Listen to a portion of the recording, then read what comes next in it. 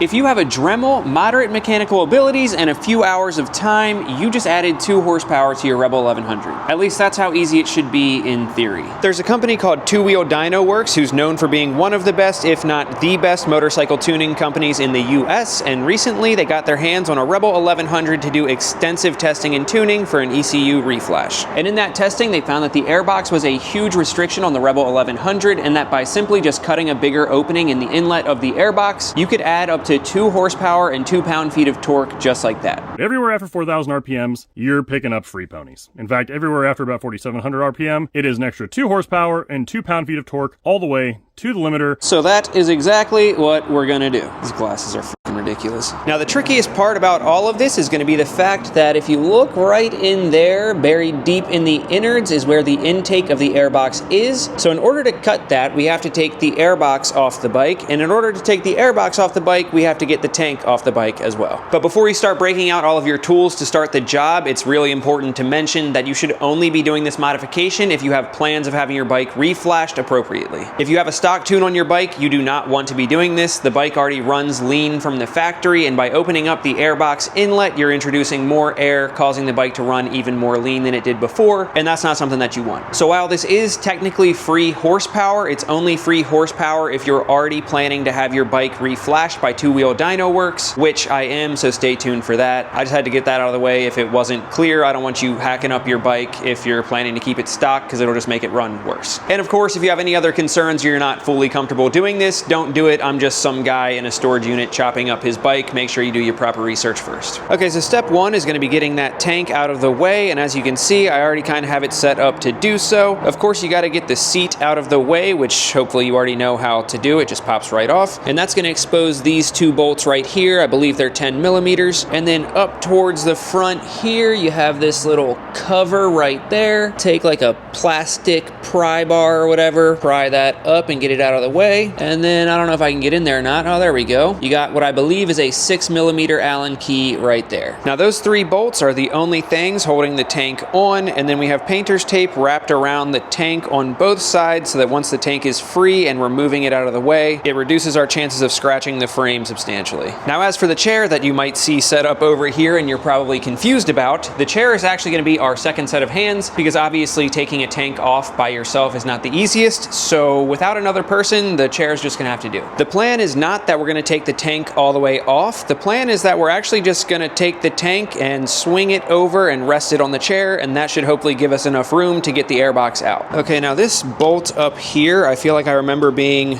much more difficult when I did not have the risers, when I just had the stock set up, but because I have the risers, it's much easier to get an extension in here to get the bolt out, because I can just kind of stick it through the risers and the speedometer is not in the way, because it is a little bit of a tight space in here with the tank and everything. Okay, and with those bolts off, we're good to go. So now all we should have to do is kind of lift up at the back and shimmy backwards, and the front part will come out, and then ideally we should just be able to swing it over. There is one wire that gets a little bit tight that I unplugged last time. There we go. It's so windy, the seat is blowing around over there, and we're 5 feet into the storage unit. That's crazy. All right, so rotate it over. Looks like we'll need a little more height. That's why I had this box ready.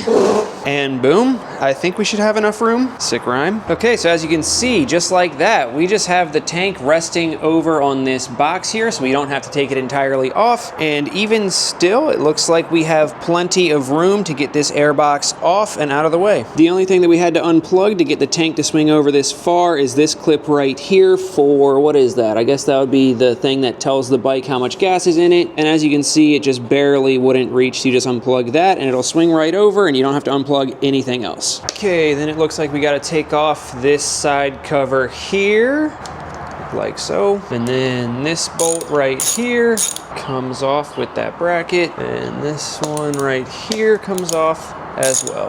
Looks like there's another small bracket there that we don't want to drop and lose. Okay, and that is freed from the airbox. And then over here on the left side, we went ahead and did the same thing. And while we're over here looking at it, we might as well go ahead and unplug that right there. There we go. And also over on this side, hopefully you can see this clip right here, we have to take this harness out of because that clip is actually attached to the bottom of the airbox. And for these clips, I believe it just kind of, I don't think it kind of does shit one-handed.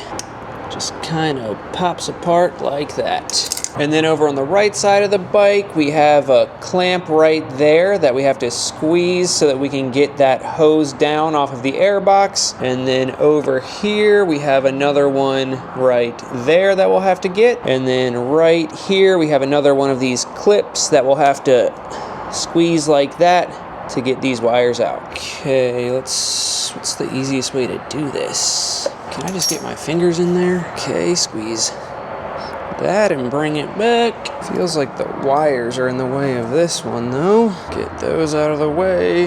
Then we can get in there, pinch that one, and bring it down. There we go. Then we got a bolt right here and another one in the same spot on the other side, and we'll have to take both of those out.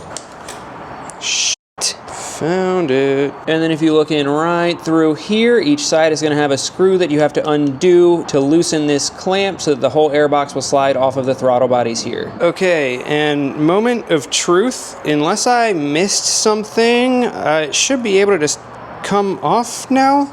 Ugh, come on, bitch. Okay, that side's off. I can't see shit. I'm not trying to be funny. I can't see fucking shit. As one of the motion sensor lights in here turns off so I can see even less shit. There we go. Scoot ya a little bit. Oh right, this hose right here, we pulled the clamp off, but never got the hose off. Okay.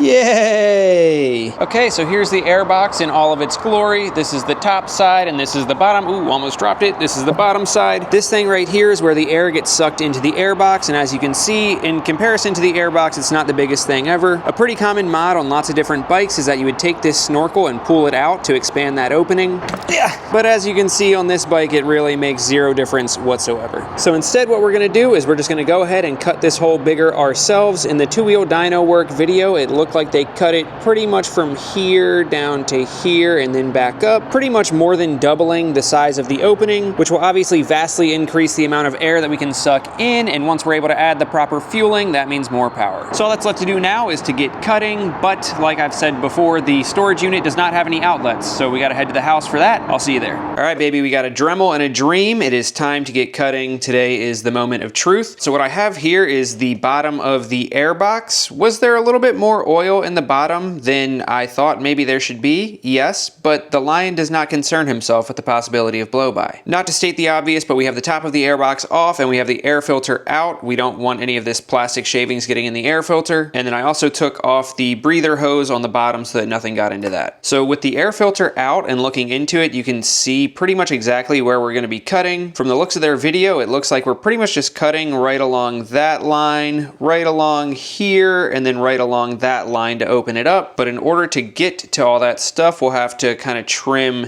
these protrusions, if you will, off. We'll want to keep that and that because these are the clips that hold harnesses in that we unclipped last night. But I guess without further ado, we'll get started just kind of trimming these off, and then once that's done, we'll be able to kind of line up where we want to cut after that. The struggle of getting the right angle for me while also getting the right angle for the camera.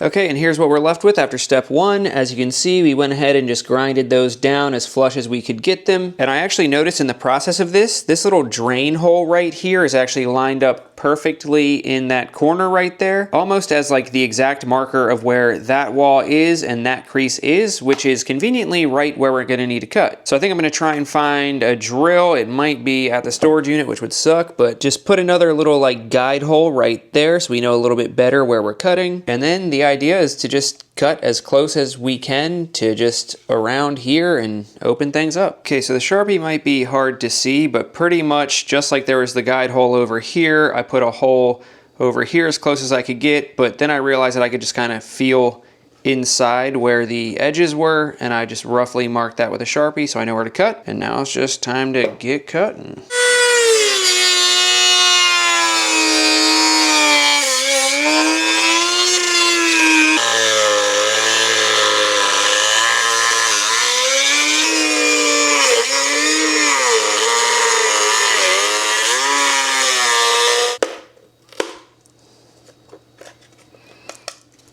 Ow, that was still hot. Holy shit. Okay, I'm absolutely covered in little pieces of plastic, as is my kitchen, but here is the finished product. You can see that it is way bigger of an opening than the stock hole, and then here on the inside you can see that I tried to stay as close to the perimeter of that tray as possible. I did a rough cut with the cutting wheel, getting as close to where I needed to be as possible, and then I finished things off with whatever that little sander bit is called, and used that to really get in closer and kind of clean things up, and I gotta say, I'm super pleased with the finished product. Doesn't need to be perfect, but it should look a little something like this. Now before throwing it back on the bike, we got to go ahead and get this cleaned up real nice, because the last thing that we want is any residual pieces of plastic getting sucked into the engine or clogging up the filter. So we're going to make sure to clean this thing out really, really well, and then we'll head back to the storage unit and get it all thrown back together. All right, we're back at storage to put everything back together, and I got some bad news, boys. I just realized that I scratched my tank taking the airbox out. What the hell? Pretty sure I've realized that as I was taking it out, this clamp part right there looks just sharp enough and just in the right place that it would have scratched the tank. Whether or not that's because I was rushing to get it done, or I was excited to get it done, or whether it was the fact that I can't... Did the light literally... Am I tripping? Did that motion sensor light literally turn off as I'm saying that? I was about to say maybe it's because I couldn't see in this hellhole of a storage unit. Did it... run the tape back. Did that just happen? Rushing to get it done, or... If it did, the light is a paid actor. Early in the ownership of having this bike, you guys know that my OCD would have absolutely hated that scratch, but if I'm being honest, now I don't really care because I've put this bike through so much hell. I mean, look at how rusted the headers are getting. If you know, you know. We didn't buy these bikes for them to be garage queens, did we? Plot twist, I did. She's all dirty and scratched up anyway, but use that as a lesson. Be very careful when you're taking the airbox out so you don't scratch your tank. Might be worth just throwing some extra painter's tape on this side as well. But to focus on the good that came out of that tank scratch, it made me realize that when you guys do this yourself, if you take the top of the airbox off before you take the airbox out, you'll have so much more room. I don't know how I didn't think of that before, but without the lid, look, like you have so much room to take the airbox in and out. Whereas if you try to do it with the lid still on, obviously you have much less room to operate. So if I were you guys doing this, the lid has to come off anyway, so I would take that off first, and then you have way more room to get this in or out. Lesson learned. But anyway, now with the air filter installed, you can see just how much more exposed it is and just how much more airflow we're gonna get. And speaking of how exposed it is, that might raise some red flags or questions for you guys, just like it did for me. If you're anything like me, you probably see this mod and go, okay, cool, 2 horsepower for free is great, but what about how much more exposed the filter is? Does that not leave a lot more risk for water getting in there? And if it does, is that a problem? Because I don't ride in the rain a lot. In fact, I go out of my way to not have to ride in the rain, but when I do, I make it worth it. If you know, you know. Oh! Oh, flash flood warning, yep. So that was a big concern of mine, is that, you know, 2 horsepower is cool, but not if it blows up my engine because water gets in there. And I kind of figured that it would be fine because I upgraded to the DNA air filter, which is an oil gauze filter or whatever, and I believe that they claim that it makes it so that water can't get in. But just to be safe, I reached out to Nate from Two Wheel Dyno Works and asked his thoughts on it, and he pretty much said the exact same thing. I think his exact wording was, with an oil gauze filter, you'd have to ride it into a lake before he was concerned about any water causing issues. So I would say that if you have the stock air filter, which is just a paper air filter, and you ride in the rain a decent amount, definitely don't do this until you get an oil gauze filter. Okay, this is gonna be a crazy cutscene to when it's already installed, but I figured it would fit best here, and I also just realized once I was done filming, I forgot to talk about it once it was installed. But you can see up through there, that's where the filter is, and yes, it is definitely a lot more exposed, but if we bring it back out, you can see that even if you're riding in the rain, that big opening, it's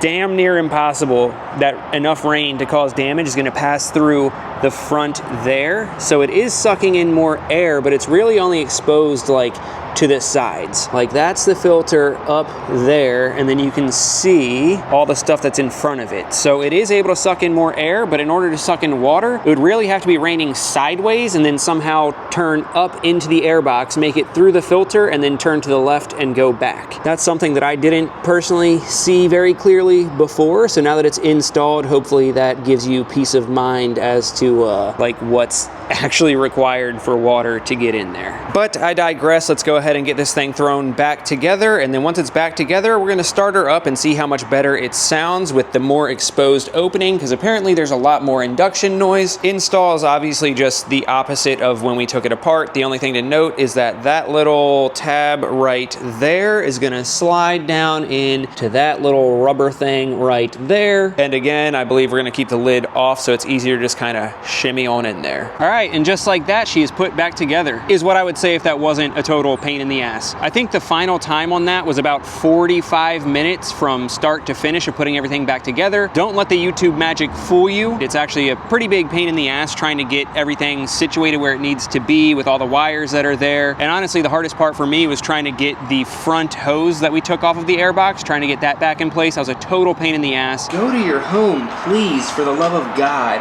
What am I missing that is preventing this from going to its home? Oh yeah, you f***ing bitch. Let's f***ing go. I think I started out trying to slide that little knob into its home, the one that I talked about before the install. I think I tried to start out doing that and putting the hose on, since it was kind of hard to get to in the first place, but I realized that that hose could be saved for last, and that was the easiest way to do it. So definitely some finagling necessary. It's also worth mentioning that if you do plan on doing the reflash as well as catless headers, it's recommended to do the pair valve delete, and the pair valve is underneath the Airbox. So if you're planning on doing that, do all of this in one shot. You don't want to have to pull the Airbox out again a second time to do the pair valve delete, so just knock it all out at once. I'm still not sure if I'm going catless headers or not, so we'll cross that bridge when we get to it. And now for the moment of... Whoa, did you guys just see that bird dip past my face? Did that show on camera?